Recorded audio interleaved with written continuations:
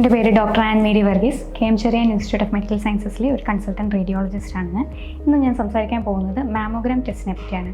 എന്താണ് മാമോഗ്രാം? സ്ത്രീകളുടെ ബ്രസ്റ്റിൻ്റെ എക്സ്റേ ടെസ്റ്റിന് പറയുന്ന പേരാണ് മാമോഗ്രാം എന്നത്.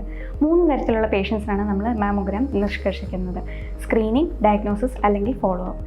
സ്ക്രീനിങ് എന്നാൽ രോഗലക്ഷണങ്ങൾ ഇല്ലാത്ത പേഷ്യൻസ്, അതായത് 40 വയസ്സിന് മുകളിലുള്ള സ്ത്രീകൾ അല്ലെങ്കിൽ നേരത്തെ 10 മുതൽ 30 വയസ്സിൻ്റെ ഇടയ്ക്ക് നെഞ്ചിന് റേഡിയേഷൻ എടുത്തിട്ടുള്ളവർ, അതുമല്ലെങ്കിൽ അടുത്ത ബന്ധു, അതായത് അമ്മ, സഹോദരി എന്നിവരിൽ ബ്രസ്റ്റോ ഒവേറിയനോ ക്യാൻസർ വന്നിട്ടുള്ളവർ, ഇത്രയും പേരിൽ രോഗലക്ഷണങ്ങൾ ഇല്ലാതെ തന്നെ നമ്മൾ മാമോഗ്രാം നിർദ്ദേശിക്കുന്നു. രണ്ടാമതായി ഡയഗ്നോസ്റ്റിക് മാമോഗ്രാം എന്നാൽ രോഗലക്ഷണങ്ങളുള്ള, അതായത് മുഴ അല്ലെങ്കിൽ നിപ്പിളിൽ നിന്ന് രക്തസ്രാവം അങ്ങനെ എന്തെങ്കിലും ഉള്ളവരിൽ നിർദ്ദേശിക്കുന്നതാണ് ഡയഗ്നോസ്റ്റിക് മാമോഗ്രാം.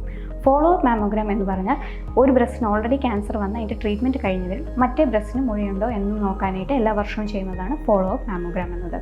ഇതിന് ഗുണം എന്താണെന്ന് പറഞ്ഞാൽ തൊട്ടു നോക്കി, അതായത് പാൽപ്പബിൾ ആവുന്നതിന് മുമ്പ് തന്നെ ബ്രസ്റ്റ് ക്യാൻസർ കണ്ടുപിടിക്കുക, വളരെ ഏർലി സ്റ്റേജിൽ കണ്ടുപിടിക്കുക എന്നതാണ് മാമോഗ്രാമിൻ്റെ ഉദ്ദേശം.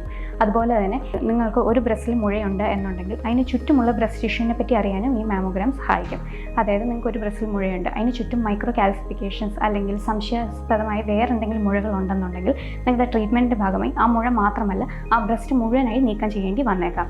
അങ്ങനെ ട്രീറ്റ്മെൻറ്റ് പ്ലാനിങ്ങിനും ഈ മാമോഗ്രാം നിങ്ങളെ സഹായിക്കുന്നു. ഇതിനെപ്പറ്റി സ്ഥിരമായി കേട്ട് വരുന്ന സംശയങ്ങൾ എന്താണെന്ന് വെച്ചാൽ, ഒന്ന്, ഇതിന് വേദന എടുക്കുമോ എന്നുള്ളതാണ്. ഇതാണ് നമ്മുടെ മാമോഗ്രാം മെഷീൻ.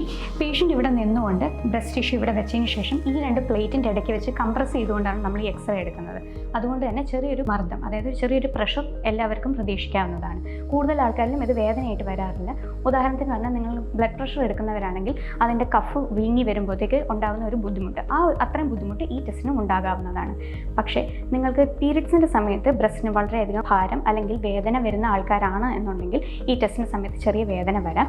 അത് ഒഴിവാക്കാനായിട്ട് നിങ്ങൾക്ക് ചെയ്യാൻ പറ്റുന്ന ഒരു കാര്യം എന്താണെന്ന് പറഞ്ഞാൽ, ഈ ടെസ്റ്റ് പീരിയഡ്സിന് ഒരാഴ്ചയ്ക്ക് മുമ്പും ഒരാഴ്ചയ്ക്ക് ശേഷവും ഒഴിവാക്കുക. അതായത് ഷെഡ്യൂൾ ചെയ്യുമ്പോൾ പീരിയഡ്സിന് ഒരാഴ്ചയെങ്കിലും ശേഷം നിങ്ങൾ ഈ ടെസ്റ്റ് ചെയ്യുവാനായിട്ട് ശ്രമിക്കേണ്ടതാണ്.